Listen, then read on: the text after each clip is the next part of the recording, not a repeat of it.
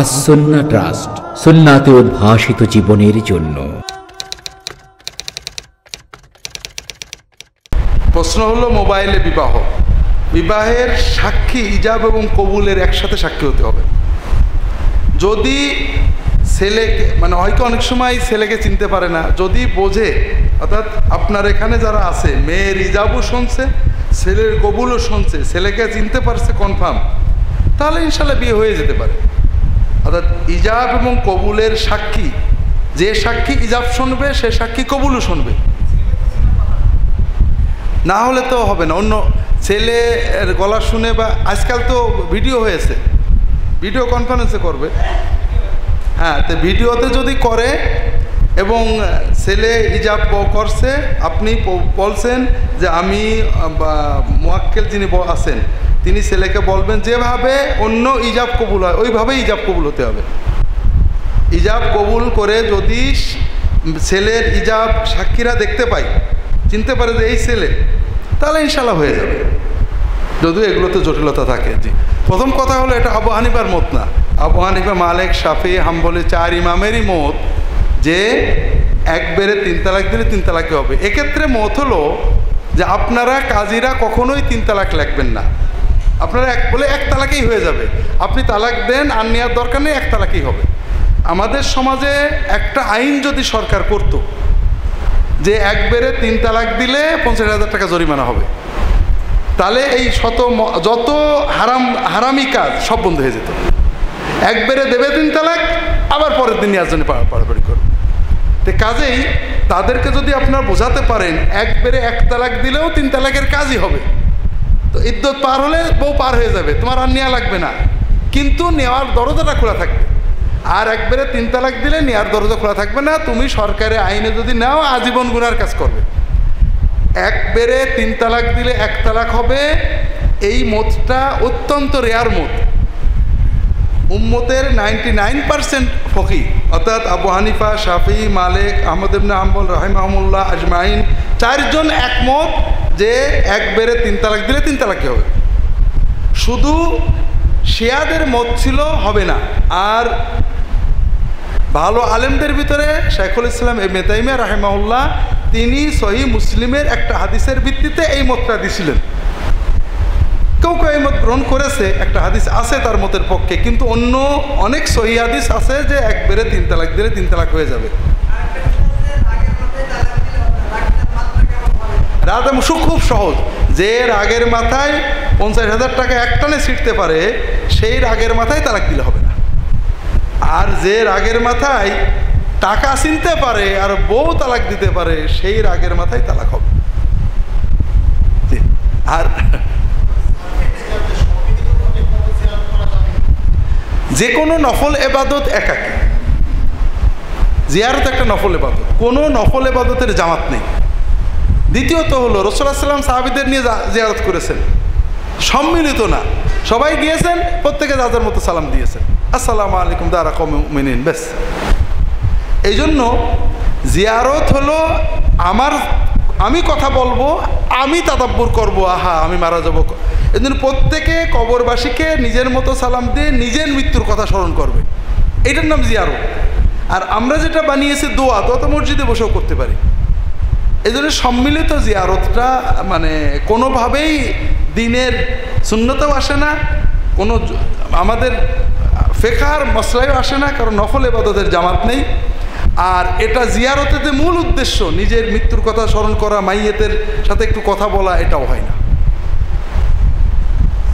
এরপরও অনেক সময় আমাদের লোকজন বোঝে না, একটু বুঝাই সুঝাই দেবেন, সুন্নত বোঝাবেন, সুন্নতের তারগিব দেবেন। জি হ্যাঁ, হাত আগে না হাঁটু আগে, এখানে তৃতীয় বিকল্প আছে, বলবো কপাল আগে, চলে না?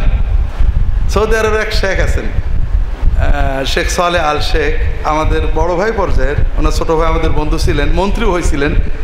আল শেখ মানে মোহাম্মদ বিন আবদুল্লাহর বংশধর, ভালো আলেম। ওনার সুনানে আবি দাউদের সরা আছে, তো ওখানে উনি লিখেছেন যেখানে তৃতীয় বিকল্প হলো মাথা আগে দেওয়া, মস্করা করেছেন। আসলে এটা কোনো ঝগড়ার ব্যাপার না।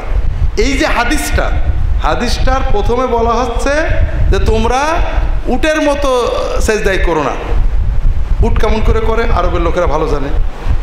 উট প্রথমে হাত নামায়, তারপরে পিছন নামায়। তাহলে তোমরা আগে হাত দিও না, আগে হাঁটু দাও, তারপরে হাত দাও। কিন্তু এর পরে যে বলা হচ্ছে আগে হাত দাও পরে হাঁটু দাও, তাহলে একই হাদিসের প্রথম অংশের সাথে দ্বিতীয় অংশের কন্ট্রাডিকশন। এখন এর ব্যাখ্যা নানা রকম হতে পারে। পরের ব্যাখ্যাটা হয়তো রাবি করেছেন, ভুল বোঝা হতে পারে, কিন্তু হাদিসটা সহি, অর্থটা মোটেও সুস্পষ্ট না। প্রথমের সাথে শেষ কন্ট্রাডিক্টরি। আরেকটা হাদিস সহি আছে, নাহা রাসূলুল্লাহি সাল্লাল্লাহু আলাইহি ওয়াসাল্লাম আনিল ইতিমাদি ফিস সালাহ, আবু দাউদের হাদিস।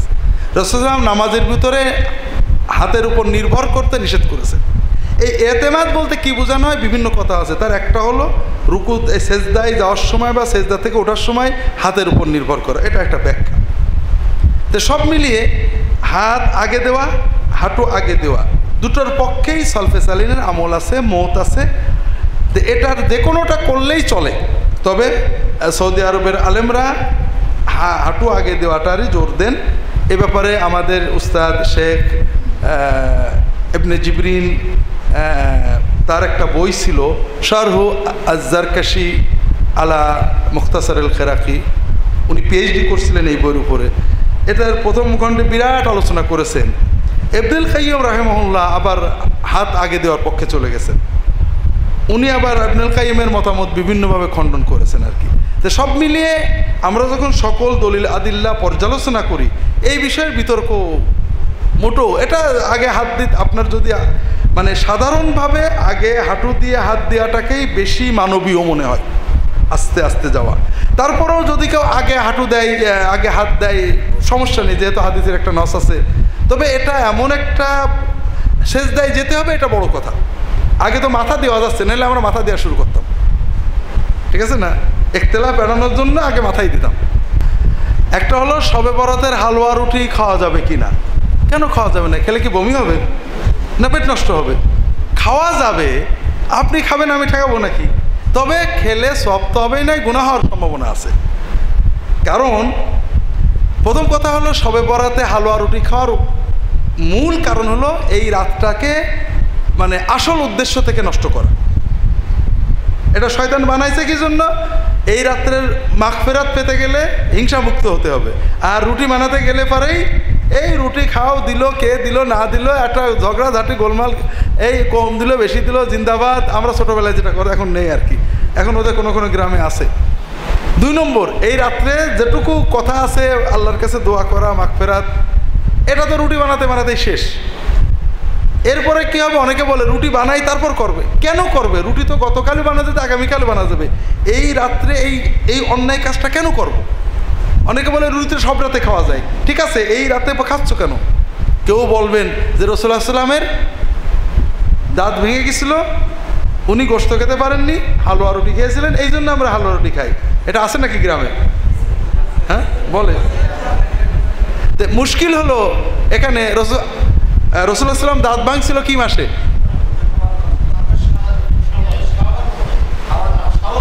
শাওয়াল মাসে, রমজানের পরে। আমরা আগেই খেয়ে নিই, খাওয়ার জিনিস তো আগেই খেয়ে ফেলি। 2 নম্বর হলো রাসূলুল্লাহ সাল্লাম হেলা রুটি খাইছিলেন দাঁত রেখে না দাঁত ভেঙে। আমরা যদি দাঁত রেখে খাই না ভেঙে খাই তাহলে তো হলো না, দাঁত ভেঙে হেলা রুটি খেতে হবে, অন্তত হাতুড়ি দিয়ে বাড়ি নরম করে খাইতে হবে। 3 নম্বর হলো এই হেলা রুটি নবীজি খাইছেন না মিছে কথা। রাসূলুল্লাহ সাল্লাম কখনো আমাদের মতো 3 বেলা খাইতেন না গোশত ভাত। জীবনে মাসের পর মাস চলে গেছে শুধু 1-2 খেজুর খেয়ে, একটু ফুটা ওই সারিদ, একটু ওই হালুয়ার মতো একটু তরকারি আর রুটি খেয়ে কেটে গেছে। কাজে উনি নিয়মিত রুটি গোশত খাইতেন আর দাঁত ভাঙাতে হালুয়া রুটি খাইছিলেন, এর চেয়ে বড় মিছে কথা আর নেই। আল্লাহু আ'লাম। খতম তারাবি হাদিস দ্বারা প্রমাণিত। এই অর্থে রাসূলুল্লাহ সাল্লাল্লাহু আলাইহি ওয়াসাল্লাম নিজেও রমাদানে এবং সারা বছরই কিয়ামুল লাইলে কোরআন শরীফ খতম করতেন, সপ্তাহ 1 মাস। সাহাবায়ে কেরাম থেকে সহিহ প্রমাণিত তারা রমাদানের কিয়ামুল লাইলে 1, 2 বা 3 খতম কোরআন পড়তেন। আর সবচেয়ে বড় কথা, তারাবির নামাজ জামাতে পড়া জায়েজ হলো কেন? নফল নামাজে তো জামাত নেই, আছে নাকি? নফল নামাজে জামাত আছে কিনা? তারাবির নামাজ জামাতে পড়ি কেন আমরা? ওমর রাদিয়াল্লাহু, তারাবির নামাজ রাসূলুল্লাহ সাল্লাল্লাহু আলাইহি ওয়াসাল্লামের জামানায় পড়া হয়েছে জামাতে, ওমর পড়াইছেন। উদ্দেশ্য একটাই, কোরআন শোনা। উবাই ইবনে কাব এসে বলছেন, ইয়া রাসূলুল্লাহ, আজ রাতে এক কাজ করে ফেলেছি আপনার কাছে না বলে। কি কাজ? বাড়ি গেলাম, ঈশান নামাজ পড়ে আমার বিবি বাচ্চারা বললো, তুমি তো হাফেজ, আমরা তো হাফেজ না, তুমি একটু আমাদের ইমাম হয়ে কিয়ামুল লাইল তারাবি পড়াও। তা আমি ওদের ইমাম হয়ে নামাজ পড়াইছি। ওমর রাদিয়াল্লাহু আনহু বললেন, মানুষ তো রোজা রাখে, কিন্তু সবাই তো হাফেজ না, কারি না, ছোট ছোট সুরে দিয়ে কিয়ামুল লাইল করে। আমি একজন ভালো হাফেজ কারি রেখে দেবো, যিনি ওদেরকে পুরো কোরআন শোনাবেন। ঠিক আছে? তাই জন্য আমার যদি কোরআন খতম মাকসাদ না হবে, তাহলে জামাতে তারাবির কোনো দরকার নেই, বাড়িতে একা একা পড়বো, এটাই তো ভালো। জামাতে তারাবির মাকসাদই হলো কোরআন শোনা। নতুন বাড়িতে ওঠার সময় মিলাদ দেওয়া হয়, কেউ মারা গেলে 4 দিন 40 দিন প্রতি বছর মিলাদ দেওয়া হয়, এগুলো বেদাত কিনা? এগুলো আসলে কেউ নতুন বাড়িতে উঠলে তাকে শেখাবেন, তার বাড়ির বরকত সে করবে। বাড়িতে যদি আলেম ওলামা নিয়ে নামাজ কালাম পড়ে খাওয়া দাওয়া করে, এটা খারাপ না। তবে মূল হলো যে মিলাদ পদ্ধতি আমরা করি, এই মিলাদ পদ্ধতি, মিলাদের ভিতরে অনেক ভালো কাজ আছে, দরুদ শরীফ পড়া হয়, নবীজির আলোচনা করা হয়। এই পদ্ধতিটা কতটুকু সুন্নত, কতটুকু খেলাফে সুন্নত, কখন বেদাত হবে, এই আলোচনার বইয়ে বিস্তারিত পাবেন। যেহেতু বইটা আপনারা নিয়েছেন, এই জন্য সামনে আলোচনা করলে ভালো হবে। 40 দিন 20 দিন প্রতি বছর জন্মদিন এগুলো পালন করা সবই বেদাত। মানুষ মারা গেলে তার জন্য দোয়া সবসময় চলবে, দিনখান নির্ধারণ করা, এগুলো বেদাত। বাকি আমার বইয়ে পাবেন। মানুষ মরে গেলে 40 দিন বা খানা খাওয়াই, এই খানায় দাওয়াত দিলে দোয়া করবেন যে আল্লাহ এই বাড়ির লোক ঘন ঘন মরুক আর ঘন ঘন খাওয়াক। কথা বোঝেননি? মরে গেলে যারা খাওয়ায় তাদের মতো তো ভালো মানুষ নেই, তাই ওদের বাড়ি প্রতি মাসে একজন করে মরুক আর আমাদের দাওয়াত খাওয়া। কোরআন পড়িয়ে টাকা নেওয়া যাবে কিনা? কোরআন শিক্ষা দেওয়া আমার উপর ফরজ নাকি? না, কোরআন শিক্ষা করা তার উপরে ফরজ। যে কোনো কর্ম যেটা আমার ফরজ না, অন্যের ফরজ, আমি তাকে সহযোগিতা করছি, টাকা নেওয়া যাবে। কথা বোঝেননি? যদি এখানে নিয়ম মূল হলো যে রাষ্ট্র টাকা দেবে, ইমামতি করে টাকা নেওয়া যাবে, টাকাটা দেবে সরকার, সরকার না দিলে জনগণ দিতে বাধ্য। কারণ নামাজ পড়া আমার উপরে ফরজ। আমার মসজিদে নামাজের সময় হাজিরা দেওয়া আমার ফরজ নাকি? ফরজ। আমি যেখানে দেখি নামাজ পড়ে নেব। আপনার মসজিদে আসছি আপনার সহযোগিতা করতে, আপনার মসজিদের জামাত কায়েম করতে, এজন্য আমি বেতন চাইতে পারি। জুমার নামাজে খুতবা চলাকালে খতিব মুসল্লিদের মধ্য থেকে খতিবের খুতবার আলোকে প্রশ্ন করলে উত্তর দেওয়া যাবে কিনা? খুতবা যেটা আজানের পরে যে খুতবা, এই খুতবা তো ভিতরে খতিব কথা বলতে পারে, কাউকে বসো, এই সরে যাও, আপনারা এগিয়ে আসেন, এটুক বলা যায়, হাদিসে আছে। তবে আমাদের দেশের মানুষ তো বোঝে না। এখন যদি আপনি দরজা খোলেন তখন সবাই প্রশ্ন করবে, পুরো খুতবাটাই নষ্ট হয়ে যাবে। এই জন্য এই দরজা না খোলা উচিত। মসজিদে জেরার কাকে বলে? যেগুলো এক মসজিদের ক্ষতি করার জন্য বানানো হয়। দরার মানে ক্ষতি করা। এক মসজিদের ক্ষতি করার জন্য যে মসজিদ বানা হয় তাকে মসজিদ জেরার বলে। মসজিদে জেরারের হুকুম কি? মসজিদে জেরার যেগুলো, এতে নামাজ হয় না। বর্তমানে মসজিদে জেরার হুকুম বলবৎ আছে কিনা, এটা নির্ভর করবে মসজিদ। যদি এখানে একটা মসজিদের পাশে একটা মসজিদ বানানোর, এই মসজিদ দিয়ে ক্ষতি করার নিয়তের কারণে তারা গুনাহগার হবে, তারা কোনো সওয়াব পাবে না। যারা এই নিয়তে মসজিদ করবে সবাই গুনাহগার হবে। তবে একটু দূরে মসজিদ, মুসল্লি আছে, এই মসজিদের ক্ষতি হচ্ছে না, সমস্যা নেই। অনেকে মনে করে কওমি মাদ্রাসায় না পড়লে আলেম হয় না। এমনকি সৌদি আরবের বড় বিশ্ববিদ্যালয়ে 15-17 বছর গবেষণার পর তাদের চোখে তারা আলেম নন, কারণ তারা ভারতীয় সিলেবাস ভিত্তিক কমে পড়েনি। কি বলবেন? একথা সবাই মনে করে না। যারা মনে করেন তারা ভুল করেন। এই আহ্বানে পাবেন এই বিষয়টা, এই আহ্বানে আসছে, সেটা হলো এবাদত এবং উপকরণ। এবাদত আর উপকরণের পার্থক্য না থাকলে বেদাত হয়। এলেম হলো এবাদত আর মাদ্রাসা হলো উপকরণ। যার ভিতরে যত বেশি এলেম তত বেশি আলেম, তার সওয়াব তত বেশি। কাজেই কেউ যদি উপকরণকে ইবাদত মনে করে তাহলে সে বেদাতে লিপ্ত হয়। 150 বছরের পুরনো সিলেবাসে চলে বর্তমান কয় মাদ্রাসার। আপনার মতে এগুলো সংস্কার করা উচিত কিনা? 150 না, আরো অনেক বছর পুরনো হতে পারে। অনেক জিনিসই আছে পুরনো, কোরআন 1500 বছরের পুরনো, হাদিস 1500 বছরের পুরনো, কি করে চেঞ্জ করবো? কিছু কিছু জিনিস চেঞ্জ হচ্ছে, কওমি মাদ্রাসাগুলোতে চেঞ্জ হচ্ছে না তা না, প্রত্যেক সময়ে বিভিন্ন কওমি মাদ্রাসায় ব্যাপক পরিবর্তন হয়েছে, বই পরিবর্তন হয়েছে, সিলেবাস পরিবর্তন হয়েছে, ভাষার পরিবর্তন হয়েছে, প্রত্যেক ব্যবস্থারই বড় বড় আলেমরা পরিবর্তন করেন। কিন্তু এটা তো আপনি আমি বাইরে থেকে করলে হবে না। পরিবর্তন হচ্ছে না এটা ঠিক না, তারা পরিবর্তন করছেন। আজ থেকে 20 বছর আগের মাদ্রাসা এখন মোটেও এক না, অনেক পরিবর্তন হয়েছে। পাশাপাশি অনেকে পুরনটা ধরে রাখতে চান, কতটুকু পরিবর্তন হবে এটা তারাই বলবেন, তো পরিবর্তন হচ্ছে। একটা ভিডিওতে দেখলাম জাকির নায়েক বলেছেন এই যুগে মহানবী সাল্লাল্লাহু আলাইহি ওয়াসাল্লাম মানার প্রয়োজন নেই, তিনি কাফের নন। তো কথা হলো যে একটু আগে আমি কালকে একটা ভিডিওতে দেখলাম, একজন বলছে শর্ষিনার পীর সাহেবের সামনে নিয়ে যে শর্ষিনার পীর সাহেব বর্তমান যুগের নবী। তো এখন কোনো মুসলমান কিছু বললে এটা কিন্তু ক্লিয়ার, এটা স্পষ্টই জাকির নায়েক যেটা বলেছেন, যদি উনি এটা বলে থাকেন এটা কুফরি কথা, কথাটা কুফরি। আর ওনার লাগবে, কি বলে, ব্যাখ্যা লাগবে, উনি কি প্রেক্ষাপটে বলেছেন তওবা করাতে হবে। তো তবে উনি এ ব্যাপারে নিজেই বলেছেন, উনি এই কথা বলেননি, এটা কাট পেস্ট করে বানানো হয়েছে, এটা কাট পেস্ট করে বানানো হয়েছে। উনি বলেছেন বর্তমান যুগে পীর আউলিয়া তো দূরের কথা, স্বয়ং নবীর কাছে চাওয়াও যাবে না, চাইতে হবে কার কাছে? আল্লাহর কাছে। এই মাংনাকে কম্পিউটারে একটু করে মান্না এবং এখান থেকে ওখান থেকে কেটে কুটে ওটা বানানো হয়েছে ওনার বিরুদ্ধে বলানোর জন্য। আর আপনার কি মনে হয় কোনো পাগল না কোনো মুসলমান ইহুদি খ্রিস্টানদের দালাল হোক এমন কথা কি বলবে যে কথা সহজেই কুফরি ধরা যায়? বলবে নাকি?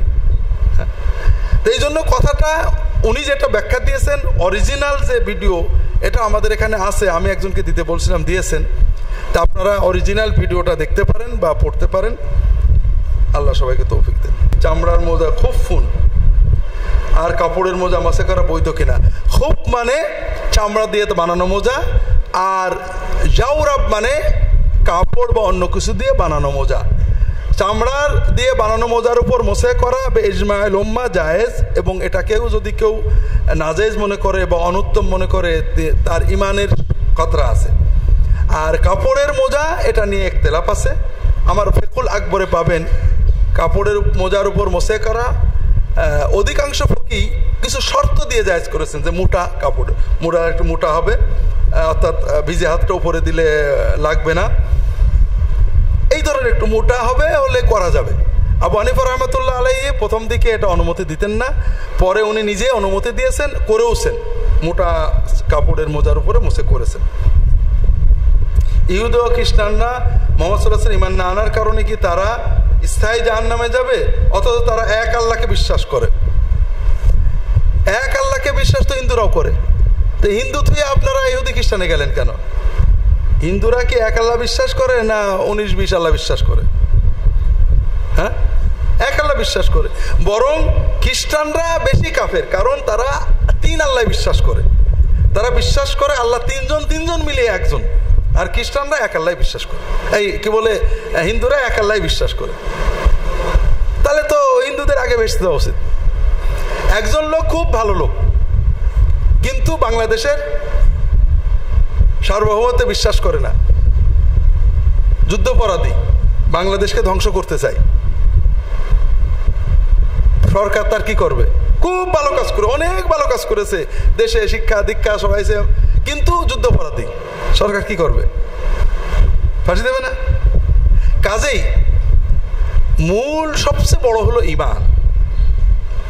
মুহাম্মদ সাল্লাল্লাহু আলাইহি ওয়াসাল্লামের উপর ঈমান আনেনি, সে আল্লাহ বিশ্বাস করে না মুহাম্মদ সাল্লাল্লাহু আলাইহি ওয়াসাল্লাম জানার পরে।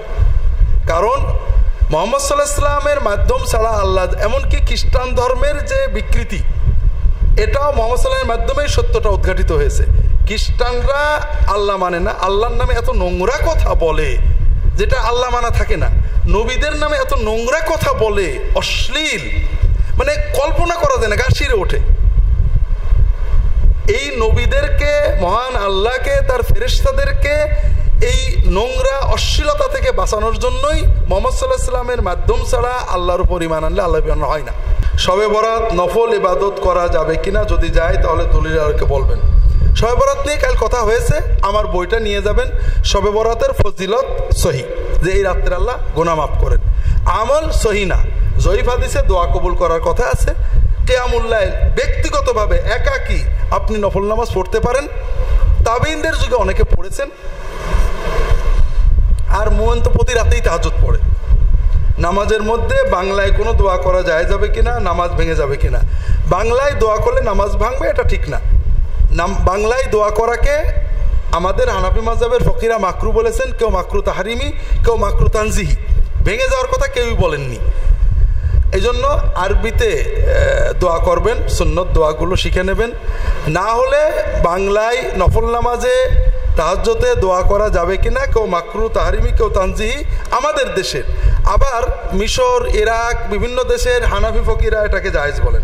একজন ইমামের মূল দায়িত্ব কি? ইমামের মূল দায়িত্ব রাসূলুল্লাহ সাল্লাল্লাহু আলাইহি ওয়াসাল্লামের মতো ওই মহল্লার মুসল্লিদের নামাজ পড়ানো, দিন শেখানো, তাদের ভিতরে দিনের প্রসারতা করা, নবুয়তের আখলাক দিয়ে। রাসূলুল্লাহ সাল্লাল্লাহু আলাইহি ওয়াসাল্লাম ইমাম হওয়ার আগে আল আমিন হয়েছিলেন, তাই না? আর সাদেক হয়েছিলেন। কাজে ইমামের আল আমিন হইতে হবে, আর সাদেক হইতে হবে। বিধবা, এতিম, গরিব, দুঃখী যেন তার কাছে থেকে সান্ত্বনা পায়, তার কাছে যে মনের কথা বলতে পারে, এরকম হতে হবে। ফরজ নামাজ কয় ওয়াক্ত কোরআনের আলোকে জানাবেন। অনেকে বলে, ফকিররা বলে কোরআনে 3 ওয়াক্ত নামাজ। ফকিররা কোরআনে যদি 3 ওয়াক্ত বলে, কোরআন অনুযায়ী যদি ফকিরা নামাজ পড়তে চায়, তাহলে যে আয়াতরা বলে আকিমিস সালাতা লিদুলুকিশ শামসি ইলা গাসাকিল লাইলি, বেলা গড়া থেকে রাত 12টা পর্যন্ত নামাজ কায়েম করবে, মাঝখানে বেরোতে পারবেন না মসজিদ থেকে। বেলা 12টা থেকে রাত 12টা পর্যন্ত। কোনো ফকির যদি এই পুরো 12 ঘন্টার 1 মিনিট কম নামাজ পড়ে, পিটিয়ে তক্তা বানাই দেবেন। যে কোরআন দিয়ে নামাজ পড়বা, আল্লাহ বলেছেন আকিমিস সালাতা লিদুলুকিশ শামসি ইলা গাসাকিল লাইলি, বেলা গড়া থেকে শুরু করে রাত 12টা পর্যন্ত। ওরা বলে 2 ওয়াক্ত, না 1 ওয়াক্ত এটা, কিন্তু পুরো একটা না নামাজ পড়েই যেতে হবে, 1 মিনিটও বাদ দিলেই মার। আর মানে কোরআন আল ফাজর, ফজরের নামাজ, যে আয়াত ওরা 3 ওয়াক্ত বলে, এটা 3 ওয়াক্ত না, কয় ওয়াক্ত? 2 ওয়াক্ত। তবে 5 ওয়াক্ত নামাজ কোরআনে অন্যান্য অনেক জায়গায় আছে। সুবহানাল্লাহি হিনা তুসবিহুন ওয়া লাহুল হামদু ফিস সামাওয়াতি ওয়াল আরদি আশিয়ান ওয়া হিনা তুযহিরুন। যোহর, আসর, মাগরিব, ফজর সবই চলে গেল। কথা বলেছেন আল্লাহ বলছেন সাব্বিহ বিহামদি রাব্বিকা ক্বাবলা তুলুইশ শামসি ওয়া ক্বাবলা তুলুইশ শামসি। এটা কোন নামাজ? ফজরের নামাজ, বেলা ওঠার আগে। ক্বাবলা গুরুবিশ শামসি আসরের নামাজ। 5 ওয়াক্ত নামাজই কোরআনে আছে। যোহর, আসর, ঈশা, মাগরিব সব বলে বলে আছে, নামগুলো এইভাবে নেই। রাসূলুল্লাহ সাল্লাল্লাহু আলাইহি ওয়াসাল্লাম জীবনে একবার পাগড়ি বেঁধেছেন, সেটা হলো মক্কা বিজয়ের দিন। কথাটা কি হাদিস সম্মত কিনা? এটা মিথ্যা কথা, এটা মোটেও হাদিস সম্মত না। রাসূলুল্লাহ সাল্লাল্লাহু আলাইহি ওয়াসাল্লাম জুমার সময় পাগড়ি পরে খুতবা দিতেন, জিহাদের সময় পাগড়ি পরে যেতেন, বিভিন্ন সময় পাগড়ি পরে চলেছেন। মানে এক হাদিসের পণ্ডিত সেটা, ওই মক্কা বিজয়টা পড়েছে, আর কোনো কেতাব পড়িনি। রাসূলুল্লাহ সাল্লাল্লাহু আলাইহি ওয়াসাল্লাম ব্যাপক পাগড়ি পরতেন, যে কোনো অনুষ্ঠানে জিহাদে যাওয়ার সময় পাগড়ি পরিয়ে দিতেন, মেহমান আসলে পাগড়ি পরতেন, কি বলে জুমার খুতবা, জুমার সময় পাগড়ি পরতেন নিয়মিত। এটা বিভিন্ন হাদিসে আসছে। জোহরের ফরজ নামাজের আগে যে 4 রাকাত সুন্নত পড়া হয়, এই 4 রাকাত নামাজ একসাথে না 2 রাকাত পড়তে হবে? একসাথে। সহি হাদিসে খুব ক্লিয়ার একসাথে আসছে। কাজে 2 পড়া এটা গলত। এটা সৌদি আরবে ছিল, আরব দেশে ছিল, এটা গলত মাসালা। এটা হাদিস দ্বারা প্রমাণিত হয়েছে যে এটা একসাথে পড়াটাই সুন্নত। এটা আমার রাহে বেলায়াতে নতুন সালাত অধ্যায়ে পাবেন। শেখ মোহাম্মদ নাসিরউদ্দিন আলবানী রাহিমাহুল্লাহ তিনি সিলসিলাতুল হাদিসের সহিহাতে বিস্তারিত আলোচনা করেছেন যে দিবাভাগের, দিবসের যত নফল নামাজ সুন্নতের আতেবা রাসূলুল্লাহ পড়তেন, জোহরের আগে, আসরের আগে, এগুলো এক সালামে পড়তেন, একবারে 4 রাকাত একসাথে। নামাজে দাঁড়ানোর সময় 2 পায়ের মাঝে কতটুকু ফাঁক রাখতে হবে, এ ব্যাপারটা হাদিসের নির্দেশনা কি? নামাজে দাঁড়ানোর সময় দুই পায়ের ফাঁক হবে, যেভাবে দাঁড়ালে আপনাকে কুমু লিল্লাহি কানিতিন অর্থাৎ বিনয়ের সাথে দাঁড়ানো বোঝায়। আপনি একজন ডিসির সামনে, এসপির সামনে, মন্ত্রীর সামনে, হুজুরের সামনে যতটুকু ভাবে দাঁড়ালে আদব বোঝায় ততটুকু হলো দাঁড়ানো সুন্নত। এখানে কোনো স্পষ্ট নির্দেশনা নেই। নির্দেশনা আমরা অনেকে বলি 4 আঙুল। মনে করেন একজন মোটা মানুষ, সে 4 আঙুল দাঁড়াতে যায়, তো নামাজই পড়তে পারবে না, ঠিক না? কাজেই প্রত্যেকে তার স্বাভাবিক ইতমিনানের সাথে নামাজ পড়ার মতো করে ফাঁকা দাঁড়াবে। কথা বুঝতে পেরেছেন? যেখানে রাসূলুল্লাহ সাল্লাল্লাহু আলাইহি ওয়াসাল্লাম কোনো হদ দেননি সেখানে এটাকে স্বাভাবিক রাখতে হয়। কোনো সীমা করাটাই হলো একটা বেদাতের যাত্রা হয়। ফজরের নামাজে দুখুলুল মসজিদ পড়া যাবে কিনা, যারা সবসময় মসজিদে থাকেন, বাইরে বেরোন না, তারা দুখুলুল মসজিদ কিভাবে পড়বে? মসজিদেই আসেন আপনি, দুখুলুল মসজিদ ধরেন না তো, প্রথম ঢুকে দুখুলুল মসজিদ পড়বেন, এরপরে আপনি নফল পড়বেন, ফরজ পড়বেন। আর মসজিদে বাইরে থেকে ঢুকলে পড়বেন ফজরে অর্থাৎ মাকরু ওয়াক্তগুলোতে, যে সময়ে নফল নামাজ পড়া মাকরু, যেমন আসরের পরে, ফজরের ফরজ নামাজের পরে, এই সময়ে মসজিদে ঢুকলে দুখুলুল মসজিদ পড়বো না পড়বো না, অথবা ফজরের সুন্নত পড়ার পরে, এ ব্যাপারে ফুকাহাদের মতভেদ আছে। ওমর রাদিয়াল্লাহু তাআলা আনহু পড়তেন না, আব্দুল্লাহ ইবনে ওমর পড়তেন। আবু হানিফা রাহমাতুল্লাহ আলাইহি পড়তে আপত্তি করেছেন যে যেহেতু আদেশ এবং নিষেধ মিলে গেছে, আসরের নামাজ হয়ে গেলে মসজিদে ঢুকলে কোনো নফল, আসরের নামাজ হয়ে গেলে কোনো নফল পড়বে না, এটা হলো না। আর যখনই মসজিদে ঢুকবে 2 রাকাত নামাজ পড়বে, এটা হলো হা। এক জায়গায় যে হা আর না মিলে গেল।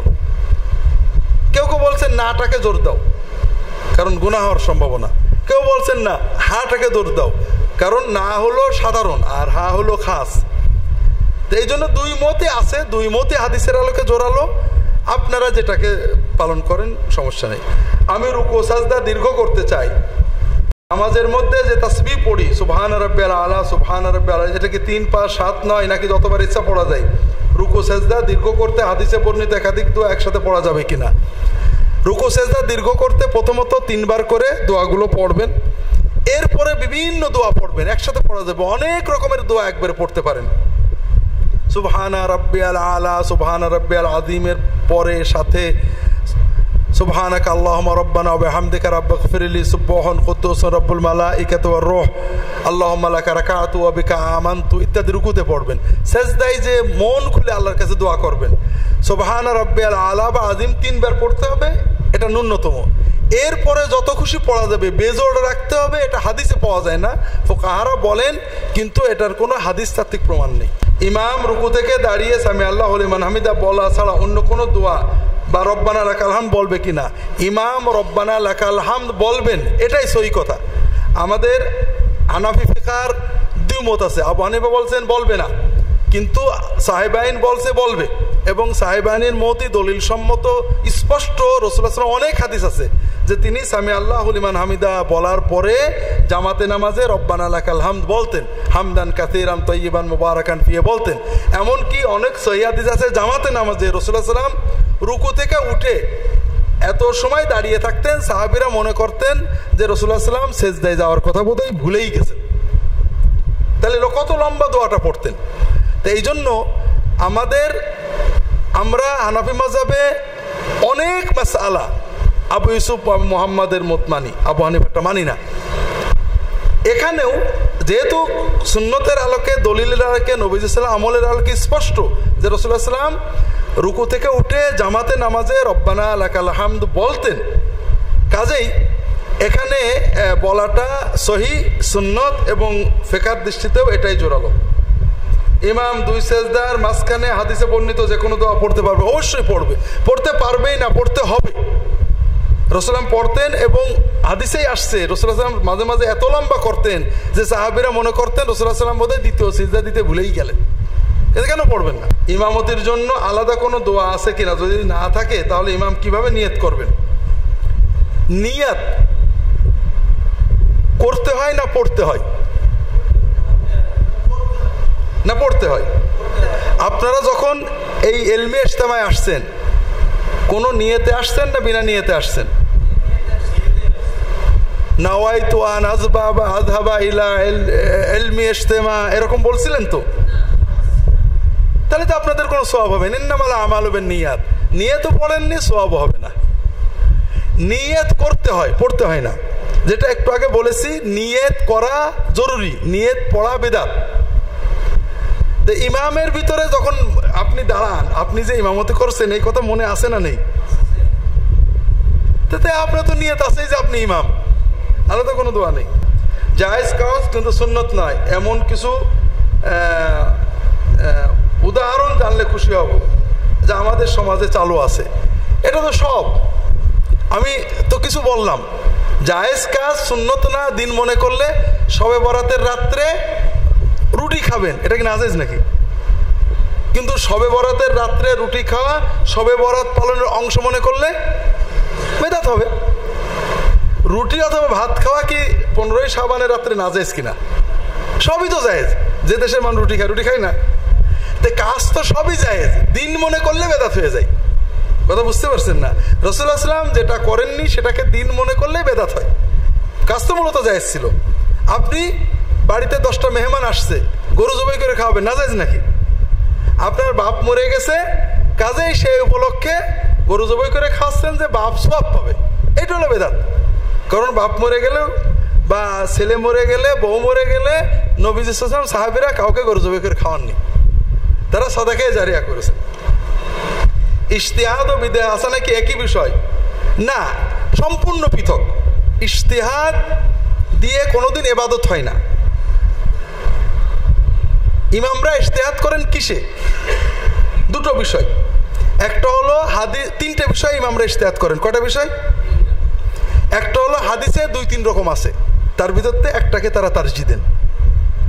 যেমন হাঁটু আগে যাবে না হাত আগে যাবে, 2 রকমের হাদিসে আছে। এর ভিতরে একটাকে ওনারা বলেন এটা উত্তম, এখানে না এখানে, একটাকে বলেন উত্তম। সবগুলো হাদিস আলোচনা করে একটাকে ওনারা তারজিহ দেন। আরেকটা হলো হাদিসে আমল আছে, কিন্তু কোনটা ফরজ, কোনটা ওয়াজিব, কোনটা সুন্নত হাদিসে কিন্তু নেই। আছে নাকি? হাদিসের আলোকে ফরজ, ওয়াজিব, সুন্নত, মুস্তাহাব, হারাম, মাকরুহ নির্ধারণ করা, এটা হলো ইজতিহাদ। তৃতীয় হলো হাদিসে নেই, নতুন একটা বিষয় হাদিসের আলোকে কিয়াস করা। যেমন রাসূলুল্লাহ সাল্লাল্লাহু আলাইহি ওয়াসাল্লাম প্লেনে চড়ে হজে গেছিলেন নাকি? প্লেনে চড়ে হজে যাওয়া কি জায়েজ না নাজায়েজ? কোন হাদিসে আছে? আছে নাকি? আর মশলা শুনে কি বলবো? হাদিসে নেই বাবা, আমি জানি না, তাই বলবো? এটা তো মশলা বলতে হবে তো। এইটা হলো ইজতিহাদ। কিন্তু ইজতিহাদ দিয়ে কোনো ইবাদত বানানো যায় না। ইজতিহাদ দিয়ে আমি কিয়াস করলাম, রাসূলুল্লাহ সাল্লাল্লাহু আলাইহি ওয়াসাল্লাম রমজান মাসে বেতেরের নামাজ জামাতে পড়েছেন, আমরা পড়ি না? কাজেই সারা বছর বেতেরের নামাজ জামাতে পড়া আমি কিয়াস করে চালু করলাম, কেমন হবে? হবে। মনে করেন রাসূলুল্লাহ সাল্লাল্লাহু আলাইহি ওয়াসাল্লাম ইহরামের সময় চাদর এবং ইজার পরেছেন, এটার উপরে কিয়াস করে আমি নামাজেও এটা চালু করে দিলাম যে ভাই নামাজে ইহরামের কাপড় পরে আসবেন, সব বেশি হবে, মওতের কথা মনে পড়বে। আমার মসজিদে কেউ আর 5 পায়জামা পরে না, লুঙ্গি পরে না, এটা কি হলো? বেদাত হলো। কথা বোঝেননি? এক ইবাদত দিয়ে আর এক ইবাদত কিয়াস করে বানানো যায় না। কিয়াস দিয়ে ইবাদত তৈরি হয় না। কিয়াস দিয়ে, ইজতিহাদ দিয়ে 3টে কাজ হয়। একাধিক হাদিসের ভিতর থেকে একটাকে তারজিহ দেওয়া, হাদিসের ভিতর থেকে মসলার গুরুত্ব নির্ধারণ করা, আর যেখানে হাদিস নেই সেখানে মসলা দেওয়া। জায়েজ না জায়েজ মসলা দেওয়া এদিন হয় না। আপনার কাছে একজন এসে বলল ব্যাংকে টাকা রাখা জায়েজ না না জায়েজ, আপনি জায়েজ বা না জায়েজ বলবেন। এটা বলবেন না যে ব্যাংকে চাকরি করা মুস্তাহাব বরকতের কাজ, এটা যে না করে ইসলামী ব্যাংকে যে টাকা না রাখে সে আল্লাহর ওলি হতে পারবে না, বলবেন নাকি? এটা এই জন্য ইজতিহাদ ভিন্ন জিনিস আর বেদাতে হাসানা ভিন্ন জিনিস। মসজিদের চাকচিক্য, বিভিন্ন প্রতিষ্ঠানের রূপ তথা প্রাথমিক, মাধ্যমিক ইত্যাদি পদ্ধতি বেদাত কিনা? বেদাত কি বুঝলেন? এই আসনান পড়ার পর আরো বুঝবেন। মনে করেন পড়ালেখা ভাগ করেছি, করে আমরা বলেছি তুমি যতই কোরআন হাদিস পড়ো, যদি এই প্রাইমারি সেকেন্ডারি এই মাধ্যমে না পড়ো তুমি সওয়াব পাবা না, আল্লাহ কবুল করবে না, এরকম বলি তো? হ্যাঁ, এই প্রাইমারি সেকেন্ডারি ইত্যাদি ভাগ করাকে আমরা দিন মনে করি কিনা? এইটা না করলে গুনাহ হবে, করলে বেশি সওয়াব হবে, এটা মনে করি কিনা? আপনারা বুঝতে পারছেন না? যে কাজটা দিন মনে করা হয় না সেটা তো আর বেদাত হতে পারে না, সেটা হয় জায়েজ হবে নাহলে না জায়েজ হবে। বেদাত কাকে বলে? রাসূলুল্লাহ সাল্লাল্লাহু আলাইহি ওয়াসাল্লাম সাহাবীরা করেননি সেটাকে দিন মনে করা। দিন কিভাবে মনে করি? যেমন মনে করেন নুরানি কায়দায় আমরা কোরআন পড়ি না? এটা কি জায়েজ না না জায়েজ? জায়েজ। এটা সুন্নতে হাসানা, অর্থাৎ কোরআন সহি পড়ার একটা নতুন পদ্ধতি। কিন্তু কেউ যদি বলে ভাই তুমি কোরআন শিখেছো কোথায়, নুরানি কায়দা পড়েছো না? তো নাম শুনিনি তো। ও তোমার কোরআন আল্লাহ নেবে না, এটা হলো বেদাত। কথা বুঝতে পারেননি? আপনারা এবার বোঝেন, শবে বরাতে প্রত্যেকটা বেদাতকে আমরা দিন মনে করি। মনে করেন আপনি দাঁড়িয়ে রাসূলুল্লাহ সাল্লাল্লাহু আলাইহি সাল্লাম পড়ছেন, এখানে বাসের অপেক্ষা করছেন, দাঁড়িয়েও করেন বসেও করেন, না জায়েজ তো না। কিন্তু আপনি বসে বসে যদি সালাম পড়েছেন মিলাদের, দাঁড়িয়ে পড়েননি, একজন বলবে ও তুমি বেয়াদব বেঈমান হয়ে গেছো। তার মানে সালামের দাঁড়ানোটাকে সে ইবাদত মনে করলো, অথবা জিকিরের দাঁড়ানোটাকে সে ইবাদত মনে করলো। অথচ রাসূলুল্লাহ সাল্লাম এটাকে ইবাদত বলে কোথাও ঘোষণা দেননি। কি দিয়ে করলো? যুক্তি দিয়ে। কেমন? যে নামাজে দাঁড়িয়ে পড়লে বেশি সওয়াব, কেউ আসলে আমরা দাঁড়িয়ে সম্মান করি। কথা বুঝেছেন? আমার কাছে একজন বলছে, আমার মানে শশিনার মহতারাম পীর সাহেব হুজুরের বড় ছেলে হুসাইন, আমি আমার শ্বশুর বসে আছি, দুজন গল্প করছি, হুসাইন এসে বসলো, বলছে খালুজান তাজিমের জন্য দাঁড়ানো তো হাদিসে আসছে। আমি বুঝেছি কোন হাদিসের কথা বলছে। বলছে বাবা খালি মাথায় নামাজ পড়া, টুপি ছাড়া নামাজ পড়া তো হাদিসে আসছে। তোমরা যখন হজে যাও, আমরা যখন হজে যাই, কাবা ঘরের পাশে নামাজ পড়ি, টুপি মাথায় দিনে খালি মাথায়? কয়েক শত হাদিস দেওয়া যাবে নবীজি সাল্লাল্লাহু আলাইহি ওয়াসাল্লাম খালি মাথায় নামাজ পড়েছেন। কাবা ঘরে আরাফাতের দিনে, আরাফাতের মাঠে, কাবা ঘরের সাইডে টুপি খালি মাথায় নবীজি নামাজ পড়েছেন। তাহলে আজীবন আমি খালি মাথায় পড়বো, খালি মাথায় নামাজ পড়ার সুন্নত। ঠিক আছে তো? হ্যাঁ, এক জায়গাটা এক জায়গায় দিলাম। আমাকে দেখতে হবে কখন নবীজি খালি মাথায় পড়েছেন, তখন খালি মাথায় সুন্নত, আর কখন নবীজি টুপিতে পড়েছেন, তখন টুপিতে পড়া সুন্নত। রাসূলুল্লাহ সাল্লাল্লাহু আলাইহি ওয়াসাল্লাম যদি আমাদের মসজিদে আসেন, আমরা অবশ্যই দাঁড়াবো, সালাম করবো, মুসাফা করবো না? কিন্তু সাহাবায়ে কেরাম নবীজি সাল্লাল্লাহু আলাইহি ওয়াসাল্লাম যখন আসতেন না, দরুদ পড়তেন, দাঁড়াতেন নাকি? নবীজি ঘরে আসতেন, দাঁড়িয়েছেন, সালাম করেছেন, মুসাফা করেছেন, চুমু খেয়েছেন, বসতে দিয়েছেন, এটা তো সুন্নত। কিন্তু নবীজি সাল্লাল্লাহু আলাইহি ওয়াসাল্লামের ইন্তেকাল হয়েছে, তারা বসে আছেন, নবীজির হাদিস পড়ছেন, সাল্লাল্লাহু আলাইহি ওয়াসাল্লাম বলছেন, দাঁড়িয়ে পড়েছেন নাকি? হ্যাঁ, তাহলে দাঁড়ানোটা দরুদ পড়া, সালাম পড়ার অংশ না। বসে দাঁড়িয়ে শুয়ে যেভাবেই মানুষ পড়ুক সওয়াব হবে। বেদাত হবে কখন? যখন একটা পদ্ধতিকে সুন্নতের বাইরে বিভিন্ন যুক্তি দিয়ে আমরা ইবাদতের অংশ বানাই। নফল নামাজ দাঁড়িয়ে পড়া উত্তম না বসে পড়া উত্তম? একমত তো সবাই? নফল নামাজে দাঁড়িয়ে দাঁড়িয়ে আমরা কি পড়ি? কি পড়ি? সূরা কিরাত, কোরআন পড়ি। তাহলে বোঝা গেল কোরআন বসে পড়াচ্ছে, দাঁড়িয়ে পড়া উত্তম। আমি যখন কোরআন তেলাওয়াত করব, দাঁড়িয়ে পড়ব। আমার তালবে ইলমরা হেফজখানায় সবাইকে দাঁড়িয়ে পড়ার রেওয়াজ করব। ঠিক আছে তো?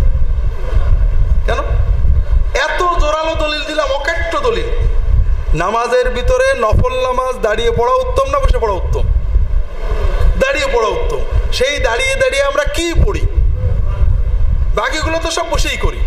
তাহলে বোঝা গেল কোরআন দাঁড়িয়ে পড়া উত্তম। নামাজের বাইরেও যখন আমরা কোরআন পড়বো, দাঁড়িয়ে পড়বো। সবাইকে ভাই আল্লাহর কোরআনটা বসে পড়েন না, আদব নষ্ট হবে, দাঁড়িয়ে পড়েন। কেমন হবে? যেহেতু আমরা করি না, আমরা এটা সহজে বুঝতে পারলাম, আর যেটা করি ওটা বেরেনে ঢুকতে চাই না। খতম তারাবিতে কোনো চুক্তি বা অর্থের আসক্তি ছাড়া মুসল্লি প্রদত্ত টাকা গ্রহণ করা জায়েজ কিনা, এটা নিয়ে ওলামারা অনেক কথা বলেছেন। আমি ব্যক্তিগতভাবে এই ধরনের ইমামতির জন্য টাকা নিয়ে জায়েজই মনে হয় আমার কাছে। কারণ এটাও ইমামতি, আর ইমামতির টাকা নিয়ে জায়েজ বলেছেন আলেমরা। তবে চুক্তি করা, টাকার আশা করা, এগুলো না জায়েজ, এটা ঠিক আছে। কারণ অনেকে বলেন যে তারাবি তো নফল, আর ফরজ নামাজ তো ফরজ। কিন্তু তারাবি ফরজ নামাজের জামাত ফরজ কিনা? ফরজ নামাজের জামাত যেরকম, তারাবির নামাজের জামাতও সেরকম, কোনোটাই ফরজ না। 2 নম্বর কথা হলো, আমার জন্য তারাবি পড়া সুন্নত, আমি ঘরে পড়তে পারি। আপনার মসজিদে এসে পড়াচ্ছি, আমি আপনার কিছু আপনার মসজিদের সার্ভিস দিচ্ছি, এজন্য যদি কেউ মানে বেতন দেয়, এটা জায়েজ হওয়ার কথা। তবে উলামায়ে কেরাম কোরআনের ইজ্জত রক্ষার জন্য, কোরআনের বেহরমত রক্ষা করার জন্য একটু কড়াকড়ি করেছেন, এটাও যুক্তি আছে। কারণ আমরা যতই বলি টাকার ইচ্ছা নেই, টাকার ইচ্ছা ছাড়া পড়ানো হয় না। আর কোরআন শুনিয়ে টাকা নেওয়া এটা আপত্তিকর, নামাজ পড়িয়ে টাকা নেওয়া ভিন্ন কথা, কিন্তু এটা অনেকটা কোরআন শুনিয়ে টাকা নেওয়া হয়ে যায়, এই জন্য আলেমরা আপত্তি করেন। মেয়েদের বিয়ে হয়ে যাওয়ার পর পিতা যদি ছেলের জন্য কিছু জায়গা জমি বাড়ি গাড়ি কিনে তার জন্য রেজিস্ট্রি করে দেয়, তবে শরিক ফাঁকি দেওয়ার অপরাধ হবে কিনা? 100 বার হবে। মেয়েদের বিয়ে হওয়ার পরে মেয়েরা তো আর মেয়ে থাকে না, ঠিক না? ছেলের বিয়ে হওয়ার পরে ছেলেও তো আর ছেলে থাকে না, নাকি? ছেলের বিয়ে হওয়ার পরেও ছেলে ছেলেই থাকলো, আর মেয়ে বিয়ে হওয়ার পরে ছেলেকে জমি লিখে দিলাম, তো মেয়েদের দিলাম না। ছেলেকে যতটুক জমি দেবেন প্রত্যেক মেয়েকে ততটুক জমি দেওয়া ফরজ। লাইফ ইন্স্যুরেন্স সংক্রান্ত শরীয়ত বিধান কি? লাইফ ইন্স্যুরেন্সগুলো এখনো শরিয়া সম্মত সিস্টেমে আসতে পারেনি, কারণ ইন্স্যুরেন্স কোম্পানির মূল সমস্যা হলো ওই কিস্তি তামাদি। গ্রাহকের টাকা থেকে কমিশন যায়, গ্রাহক যদি 2-3 কিস্তি দিয়ে এরপরে না দেয় ওই টাকা আর ফেরত পায় না। এটা ইসলামী মুদারাবা ব্যবস্থায় জায়েজ না। আমরা যখন দোয়া করি তখন রাসূলুল্লাহ সাল্লাল্লাহু আলাইহি ওয়াসাল্লামের রুহের উপর সওয়াব, বকশিশ, এরপর বাবা আদম থেকে আজ পর্যন্ত মুমিন মুমিনাত ইমাম ইত্যাদি শরিয়া সম্মত থেকে। আসলে আমি শরিয়া বলতে সুন্নাত বুঝি। দোয়ার পদ্ধতিতে রাসূলুল্লাহ সাল্লাল্লাহু আলাইহি ওয়াসাল্লাম সাহাবীগণ এইভাবে দোয়া করেননি। আল্লাহ তাআলা আমাদের দোয়া শিখিয়েছেন, রব্বানা গফির লানা ওয়া লিইখওয়ানিনাল্লাযীনা সাবাকুনা বিল ঈমান ওয়া লা তাজআল ফি কুলুবিনা গিল্লাল লিল্লাযীনা আমানু। শিখাননি? এর চেয়ে সুন্দর দোয়া তো আর হয় না। আল্লাহ আমাদেরকে মাফ করো, আমাদের আগে যারা চলে গেছে মুমিন মুমিনাত সবাইকে আল্লাহ মাফ করে দাও, বললে হতো না? যারা চলে গিয়েছেন রাসূলুল্লাহ সাল্লামের রুহে সওয়াব পৌঁছানো চেয়ে দরুদ ও সালাম পড়া, আমাদের পক্ষ থেকে তাকে জাযায়ে আল্লাহুম্মা জাযি মুহাম্মাদান আন্না খায়রাল জাযা। আল্লাহ আমাদের এই নেক আমল আল্লাহ তাকে পরিপূর্ণ পুরস্কার দান করেন, জাযায়ে খায়র দান করেন। সাহাবী তাবেঈন যাদের ওসিলা আমরা ঈমান ইসলাম পেয়েছি তাদেরকে আমাদের পক্ষ থেকে জাযায়ে খায়র মাগফিরাত দান করেন, রহমত দান করেন, সাদাকায়ে দারিয়া দান করেন। আমরা মাইয়্যিতদের জন্য মাগফিরাত, রহমত, সওয়াব, মর্যাদা ইত্যাদি দোয়া করব, এগুলো হাদিসে পাওয়া যায়। সওয়াব বকশিশ দেওয়া এটা মূলত একটা উদ্ভট কাজ। আমি নিয়ত যখন প্রথম কথা হলো সওয়াব বকশিশ দেওয়া যায়, এটা হাদিসে নেই। দান এবং দোয়া হাদিসে আসছে। আমি কোরআন পড়লাম, কালেমা পড়লাম, এটা পড়লে আমার কোরআন কালেমা পড়ার সওয়াব মাইয়্যিত পাবে, এটা কোনো হাদিসে নেই। আমার দান এবং দোয়ার সওয়াব মাইয়্যিত পাবে, এটা হাদিসে আসছে। উলামায়ে কেরাম কিয়াস করেছেন যে যেহেতু দানের সওয়াব এবং দোয়ার সওয়াব পাবে, হজের সওয়াব, উমরার সওয়াব পাবে, কাজেই কোরআন তেলাওয়াত কালেমার সওয়াব পাবে না কেন? এটা হলো একটা যুক্তি। আর একটা যুক্তি হলো আল্লাহ রাসূল সাল্লাল্লাহু আলাইহি ওয়াসাল্লাম দানের কথা বললেন, দোয়ার কথা বললেন, কালেমার কথা, কোরআনের কথা বললেন না। আমার কিয়াস করার দরকারটা কি? আমি দানই করি আর দোয়াই করি, সমস্যাটা কি? সবাই পারে। তারপরেও ধরে নিলাম, আমরা আপাতত ধরে নিলাম কালেমা পড়া, কোরআন পড়া সওয়াব মাইয়্যিত পাবে। আমি মনে মনে নিয়ত করে আসি যে এই সওয়াবটা, এই কোরআন পড়ার সওয়াবটা অমুক অমুক পাবে। আমি পড়ে ফেলেছি 3 বার 7 বার 11 বার 12 বার পড়ে ফেলেছি নিয়ত সহ। আল্লাহ শুনেও ফেলেছেন না শোনেননি, জেনেও ফেলেছেন না জানেননি, কিন্তু ওটা আল্লাহ এখনো নেননি, পাঠাননি। পড়ার সঙ্গে সঙ্গে যাচ্ছে না।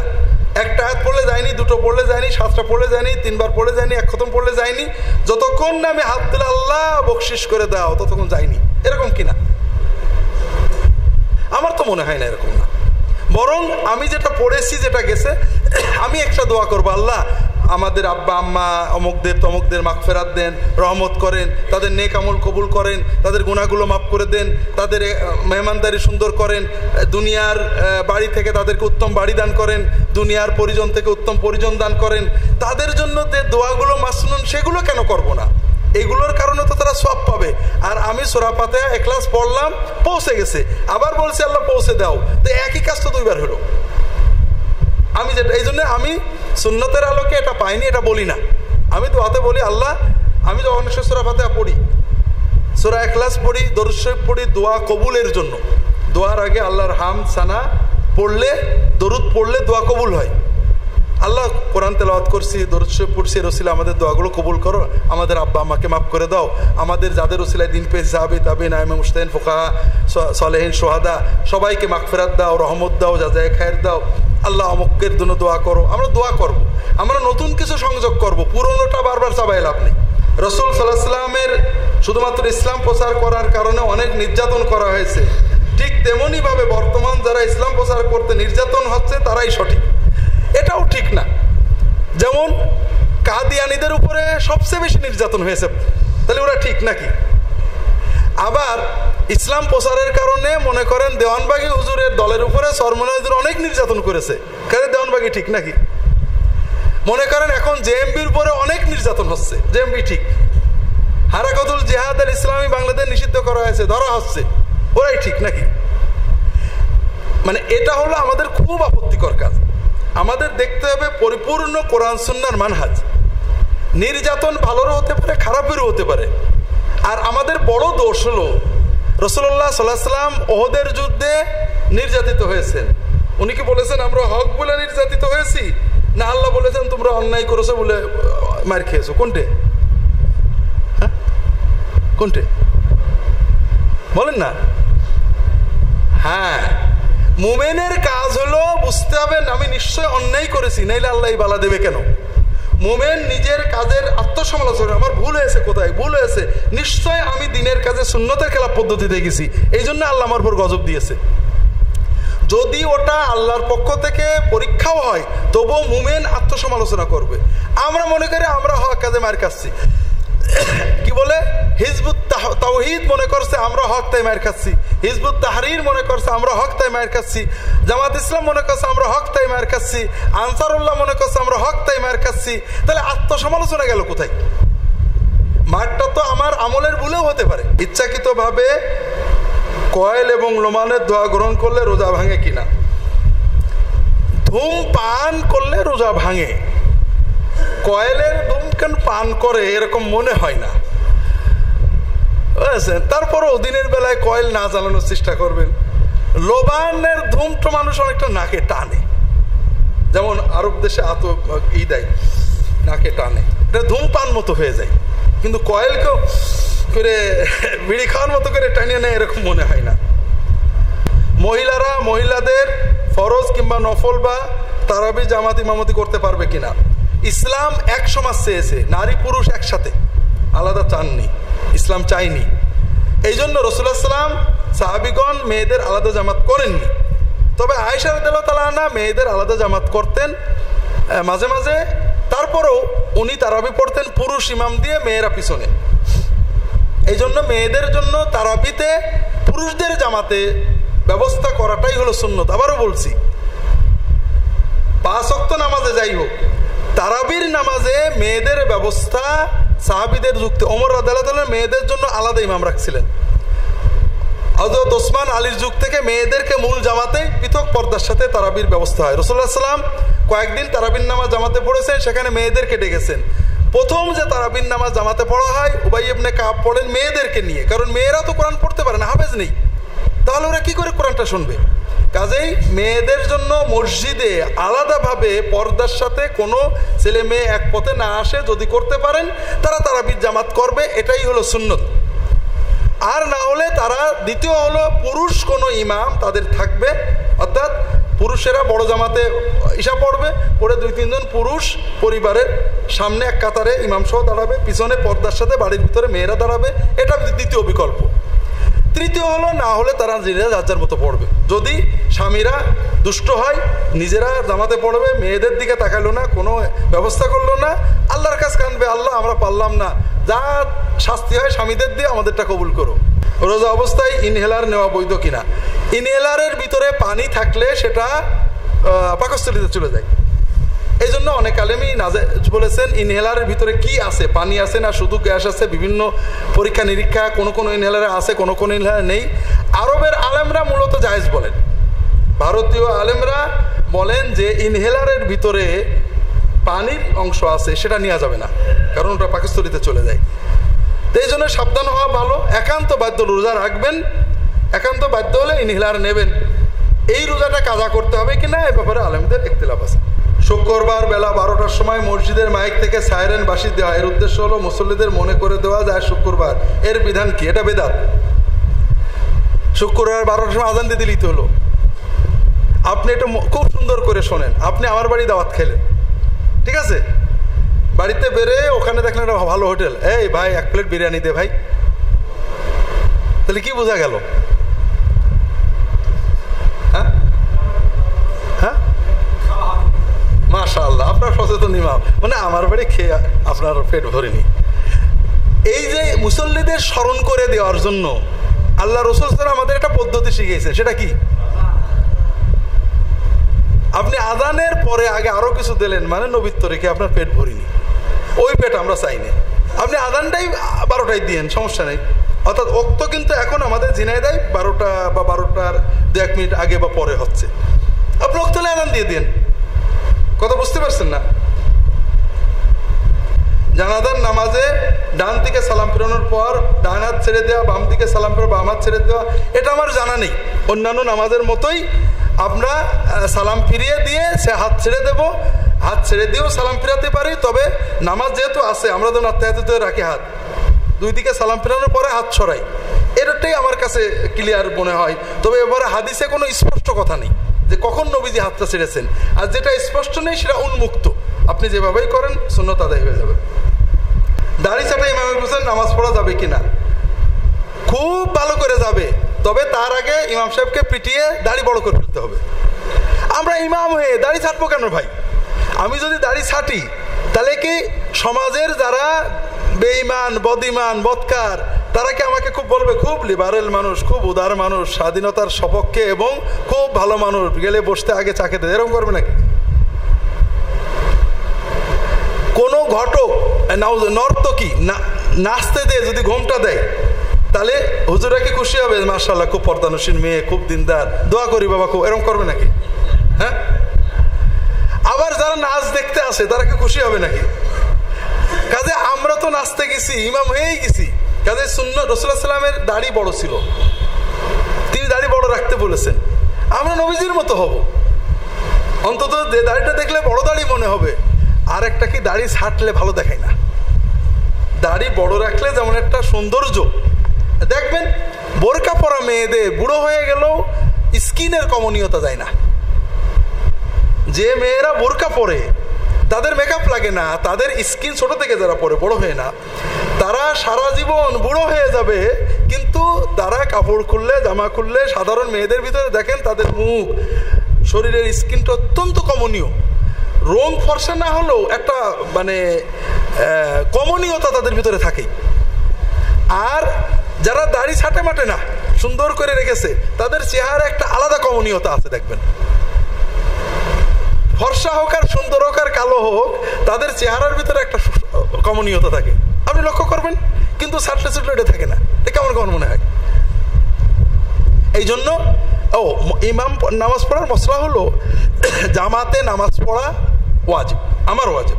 ইমাম কি হলো আমার না, ইমাম কি হলো এটা মসজিদ কমিটি, প্রশাসন, এদের। কাজে জামাতে নামাজ কোনো অবস্থায় ছাড়া যাবে না। অনেকে বলে নামাজ পড়বো কার পিছনে, আছে নাকি? হ্যাঁ, এটা হলো শিয়াদের কথা। কার পিছনে তোমার চিন্তা না, তোমার জন্য জামাতে নামাজ পড়া ফরজ, তুমি জামাতে নামাজ পড়বা। নামাজ পড়বো কার পিছনে? তুমি ওই যে সমাজে গেছো, দোকানে কেনবো কার দোকান থেকে, সব খারাপ, ভোট দেবো কার, সব খারাপ, তা তো বলো না, তা তো বলো না। একজন বলছে যে হুজুর আজকালকার মসজিদে নামাজ পড়ে না, ঘরে পড়ি। কেন? ওর সুদ ঘুষের টাকা।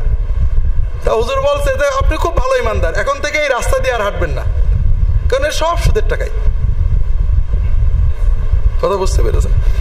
মসজিদে জামাতে নামাজ পড়া আমার জন্য ওয়াজিব বা ফরজ। ইমামকে হলে আমার দেখা দেখ লাগবে না। ইমাম সবচেয়ে ভালো পাইলে ভালো, নইলে ফাসেক ইমামের পিছনে নামাজ পড়তে হবে। কিন্তু জামাত নষ্ট করা যাবে না, এটা আমার ফরজ। আর ইমাম কি হলো, এটা মসজিদ কমিটির ফরজ। কেউ তারা যদি ফাসেক ইমাম রাখে, মসজিদ কমিটি গুনাহগার হবে। তো এই জন্য আমরা জামাতে নামাজ ত্যাগ করবো না। যদি অপশন থাকে ভালো ইমাম আছে তার পিছনে পড়ো, নইলে ওই ইমামের পিছনেই পড়বো, আমার নামাজ হয়ে গেছে। যদি মসজিদ কমিটি অবহেলা করে এমন ইমাম রাখে যিনি দাঁড়িয়ে আছেন বা প্রকাশ্যে পেশেক করেন, মসজিদ কমিটি গুনাহগার হবে। আর আমি আমার ইমামদের অনুরোধ করব, ভাইরা আমরা নাচতে গেছি, ঘোমটা দিয়ে লাভ নেই, কাপড় খুলে নাচলে একদিক অন্তত রক্ষা হবে। যাই নামাজে কাবা ঘরের ছবি থাকলে নামাজ পড়া যায় কিনা? না যায় কেন? ছবি পাড়ায় তাই না? তাহলে কাবা ঘরের পাড়ায় নামাজ পড়লে কি হবে? কাফের হয়ে যাবে। রাসূলুল্লাহ সাল্লাল্লাহু আলাইহি ওয়াসাল্লাম সাহাবীরা এখন অনেকে কাবা ঘরের ভিতরে দাঁড়ায় কাবা ঘর পাড়িয়ে নামাজ পড়ে।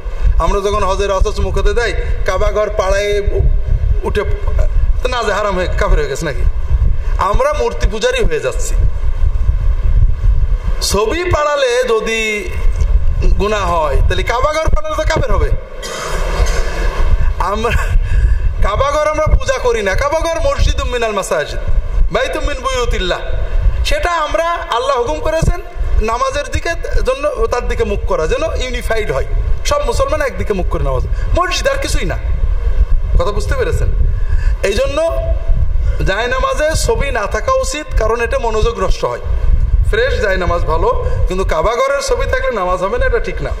মৃত ব্যক্তির জন্য যে দোয়া করা হয় এটা যদি সামাজিক অনুষ্ঠানে হিসেবে করি তবে বিদআত হবে কিনা? না, বিদআত হবে না যদি ভোটের জন্য করেন। আগামীতে ভোটে দাঁড়াবো অথবা চেয়ারম্যান সাহেব বলে মসজিদের ইমামতিটা নেব, এই জন্য করেন, আশা করি বিদআত হবে না, গুনাহ হোক আর না হোক। আর যদি মনে করেন মৃত ব্যক্তি এটা সওয়াব পাবে, যদি সওয়াব, আপনি তো মৃত ব্যক্তির দোয়া করছেন কি জন্য? যেমন অনেকে নামাজ পড়ে অজু ছাড়া ভোটের জন্য, এটা কোনো বেদাত সেদাত না, কুফরি হইতে পারে, সেটা ভিন্ন কথা। আপনি যদি আপনার মৃত ব্যক্তি বাপের জন্য 1 মাস ব্যাপী খানার আয়োজন করেছেন আগামীবার ভোটের জন্য, এটা কোনো বেদাত সেদাত না। কিন্তু বাপ সওয়াব পাবে মনে করলে বেদাত হবে, কারণ সুন্নতের খেলাফ কোনো কাজের সওয়াব হয় না। সূরা আল ইমরান 31 নম্বর আছে, তোমরা আল্লাহকে ভালোবাসতে হবে, আমি রাসূল অনুসরণ করো। 32 নম্বর, আল্লাহ এবং তার রাসূল আনুগত্য করো। অনুসরণ এবং আনুগত্যের মধ্যে পার্থক্য কি? অনুসরণ এবং আনুগত্যের ভিতরে পার্থক্য হলো, একটা হলো হুকুম মানা, এই পানি নিয়ে এসো, এই কাজটা করো, এটা কি? হুকুম মানা। আর একটা আমি হুকুম করিনি, আমি যেভাবে চলছি আপনি, আমি যেভাবে বসছি বসছেন, আমি যেমন পাগড়ি পরছি পরছেন, এটা হলো অনুসরণ করা। কাজে আনুগত্য সীমিত আর অনুসরণ ব্যাপক। সব কাজে রাসূলুল্লাহ সাল্লাল্লাহু আলাইহি ওয়াসাল্লামের পদ্ধতিতে চলার নাম হলো অনুসরণ, আর তিনি যেটা হুকুম করেছেন সেটা মানার নাম হলো, যেটা নিষেধ করেছেন সেটা মানার নাম হলো আনুগত্য। আল্লাহ তাআলা উলিল আমরের আনুগত্য করে বলেছেন। উলিল আমর কারা? এদের কিভাবে আনুগত্য করতে হবে? উলি মানে কি? অধিকারী, তাই না? আমর মানে আদেশ, আদেশের অধিকারীদের আনুগত্য করতে হবে। আমরা এখানে বসে আছি, একজন লোক ভাই মসজিদ থেকে বেরোন, আমরা বেরোবো না, কিন্তু জিনেদা এমন একজন আছে, সে বললে সঙ্গে সঙ্গে বেরোবো। বলুন তো কে? তাহলে জিনেদার ওয়ালিউল আমর, সাহেবুল আমর কে? উলুল আমর মানে হলো রাষ্ট্রীয় প্রশাসনিক শাসক বা শাসন কার্যে নিয়োজিত আমির ওমরাগণ। খুব সহজ বাংলা কথা বলছি ভাই, আপনারা তাফসিরে তাবারিতে এই বিষয়ক সব হাদিস পড়লে দেখবেন ইমাম তাবারি 3টে মত আনছেন। শাসক, প্রশাসক, আলেম ওলামা বা সাহাবায়ে কেরাম, বিভিন্ন মত এনেছেন। এর ভিতরে সব দলিল দিয়ে বলেছেন আলেমদের আনুগত্য করা ভিন্ন দলিল আছে, সাহাবীদের অনুসরণ করার ভিন্ন দলিল আছে। উলুল আমর মানে রাষ্ট্রীয় সামাজিক শাসক প্রশাসক কর্মকর্তাগণ, যাদের আমরের অধিকার আছে, যাদের আমর না মানলে খবর আছে। কথা বুঝতে পেরেছেন? এ বিষয়ক সকল হাদিস এবং কোরআনের আয়াত তাফসীরের ব্যাখ্যা আমার ইসলামের নামে জঙ্গিবাদ বইয়ে আপনারা পাবেন। আপনি যে বলেছেন যে কাজ ব্যক্তির উপরে ফরজ তা পালন করা টাকা নেওয়া জায়েজ নেই, কিন্তু যার উপরে ফরজ নয় সেটা অন্য পালন করে টাকা নিতে পারবে, তারাবির নামাজ পড়ে টাকা নিতে সমস্যা কোথায়? আমি তো আগেই বলেছি ভাই, যেটা আমার ফরজ নয় আমি অন্যকে সাহায্য করছি, পারিশ্রমিক নিতে পারি। তারাবির নামাজ ও ইমামতি, এটার পারিশ্রমিক মূলত দেবে সরকার, রাষ্ট্র। ইমামতির টাকাও দেবে রাষ্ট্র। এখন প্রবলেম হয়ে গেল, রাষ্ট্র দিলে কোনো সমস্যা হয় না, কারণ রাষ্ট্র কোরআন শোনে না। রাষ্ট্র আমার এই যে আরেকটা কাজে আটকে রেখেছে এর জন্য বেতন দেয়, কিন্তু আমরা যাদের কোরআন শোনাই তাদের কাছ থেকে টাকা নিই, আর কোরআন শোনানো টাকা নেওয়া কোরআনের অবমান করা হয়। এই জন্য আলেমরা এক্ষেত্রে একটু কঠোর হয়েছেন। ইমামতির বেতন নেওয়ার ব্যাপারে তারা আপত্তি করেননি, কিন্তু কোরআন শোনানোর জন্য টাকা নেওয়াতে আপত্তি করেছেন। আর এক্ষেত্রে খুব সহজ, ওনাদের আপত্তিটা ভালো। এখন আলহামদুলিল্লাহ হাফেজ ইমাম রাখার চেষ্টা করবেন সবাই, মসজিদে সহকারী ইমাম বা খতিব হাফেজ রাখবেন। হাফেজ ইমাম হলে তিনি নামাজও পড়াবেন, তারাবিও পড়াবেন, এবং আমরা অনেকে হাফেজ হইনি, এটা তো আমাদের আওলাদদেরকে হাফেজ আলেম বানাবো। সমাজে আলহামদুলিল্লাহ এখন হাফেজ আলেম বাড়ছে, কাজে হাফেজ ইমাম হলে তিনি 12 মাসের মতো রমজানেও তারা পড়াবেন, এটাই সবচেয়ে ভালো। জুমার খুতবা শোনা ওয়াজিব জানি, খুতবা চলাকালীন দুখুলুল মসজিদ, তাহিয়াতুল মসজিদ পড়া উভয় আমলের সমস্যা সৃষ্টি করে, কি হবে? জুমার খুতবা যেটা আজানের পরে হয় এটা শোনা ওয়াজিব, আর আজানের আগে আমরা যে বাংলা বয়ান করি এর সময় অবশ্যই দুখুলুল মসজিদ পড়বেন, বাধা দেবেন না। লাল বাতি জেলে রেখেছেন যে সুন্নত পড়বেন না, কি মুশকিল! আল্লাহর বান্দা আল্লাহর নামাজ পড়ে বাধা দেয়, নামাজ নিয়ত করেন না। নিয়ত করলে আপনার সমস্যা কি? আপনার বয়ান অন্যরা শুনছে, ওর জন্যই তো বয়ান করছি, তো যদি আর 10 মিনিট পরে আসতে কি করতেন? কাজেই এটা খুবই আপত্তিকর। আল্লাহ রসুল সাল্লাল্লাহু আলাইহি ওয়াসাল্লাম বলছেন যে নামাজ পড়িয়ে বসো, আমরা বলছি এই বসে পড়ো, নামাজ পড়ো না, পরে পড়বা। নবীর কথার উল্টো কথা বলছি, এটা ঠিক হচ্ছে না। তবে যখন আরবি খুতবা, আজানের পরের খুতবা হয়, আরবি অথবা যাই হোক, এই খুতবার সময়, আজানের পরের খুতবার সময় কথা বলতে রাসূলুল্লাহ নিষেধ করেছেন। এই হাদিসের উপরে অনেকে বলেছেন নামাজও পড়বে না, আবার নামাজ পড়ার হাদিসও আসছে, রাসূলুল্লাহ একজনকে বলেছেন নামাজ পড়ে বসো। তো এই জন্য এই ব্যাপারে ফোকাহাদের দুটো মত আছে, দুটো মতেরই দোরালো দলিল আছে। একজন মসজিদে ঢুকছে, রাসূলুল্লাহ দেখে বললেন বসো, বসে পড়ো, তাকে নামাজ পড়তে বলেননি। আর একজন বসে পড়েছে, তাকে বললেন 2 রাকাত পড়ে বসো। কথা বুঝতে পেরেছেন? এই জন্য আরবি আজানের পরের খুতবার সময়ে কেউ যদি পড়ে তার পক্ষে হাদিসের দলিল আছে, কেউ যদি না পড়ে বসে পড়েন তার পক্ষে হাদিসের দলিল আছে। এটা নিয়ে আমাদের ঝগড়াঝাটি করা উচিত নয়। তবে বাংলা বয়ানের সময় নামাজ পড়লে কারোরই বাধা দেওয়া উচিত নয়।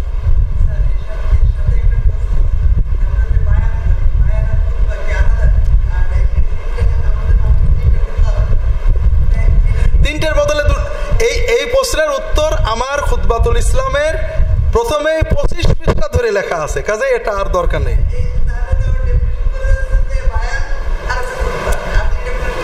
আজানের পরে হয় সেটা হলো খুতবা, আজানের পরে আরবি বাংলা মিশিয়ে অনেকে করেন, একই হুকুম, ওই সময়ে কথা বলা যাবে না। কিন্তু আজানের আগে যেটা হয় এটা খুতবার হুকুমে না।